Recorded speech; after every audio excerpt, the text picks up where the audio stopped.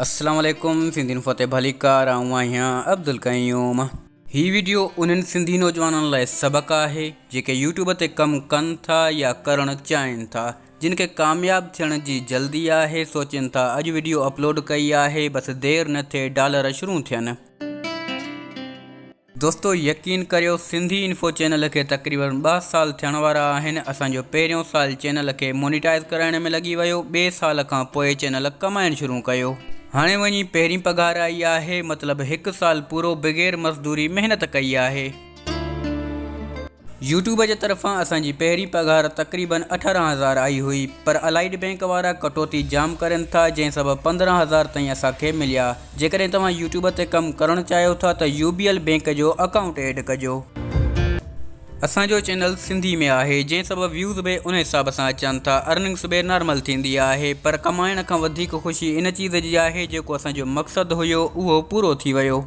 जॾहिं मां यूट्यूब ते आयो हुयुसि, मूंखे ख़बर हुई त हिते व्यूज़ बि घटि ईंदा ऐं कमाई बि घटि थींदी, छो जो सिंधी में चैनल आहे, सिंधी कम्यूनिटी अञा यूट्यूब ते तमामु घटि आहे। मां हिते इहो सोचे आयो हुयुसि त हिन चैनल खे सिंध जो नंबर 1 मालूमाती चैनल बणाइणो आहे ऐं मूंखे यकीन आहे त हीउ हिकु सिंध जो बहितरीनु चैनल आहे जंहिं ते तव्हांखे हर मालूमात सिंधी ॿोली में मिलंदी आहे। दोस्तो जेकॾहिं तव्हां यूट्यूब ते अचणु चाहियो था, तव्हांखे पहिरियां 1000 सब्सक्राइबर ऐं 4000 घंटा वॉच टाइम पूरो करणो पवंदो आहे, जंहिं खां बाद चैनल कमाइणु शुरू कंदो आहे। यूट्यूब तव्हांजी रक़म एडसेंस में मोकिलींदो आहे, पोइ उहा रक़म एडसेंस वारा डायरेक्ट तव्हांजे बैंक अकाउंट में मोकिलींदा आहिनि। दोस्तो एडसेंस छा आहे, इन जो अकाउंट कीअं ठहंदो आहे, इहो तव्हां यूट्यूब तां ई सिखी सघो था।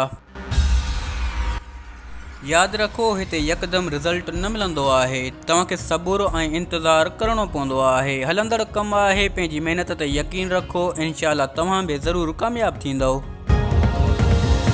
वीडियो खे लाइक ज़रूरु कंदा। दोस्तो चैनल खे सब्सक्राइब कयो जीअं 1,00,000 सब्सक्राइबर थियनि ऐं जेको मुंहिंजो हाणे वारो मक़सदु आहे सिल्वर बटन हासिलु करणु, उहो बि हासिलु करे वञा। उमेदु आहे वीडियो तव्हांखे पसंदि आई हूंदी। मिलंदासीं अगली वीडियो में। अल्लाह हाफ़िज़।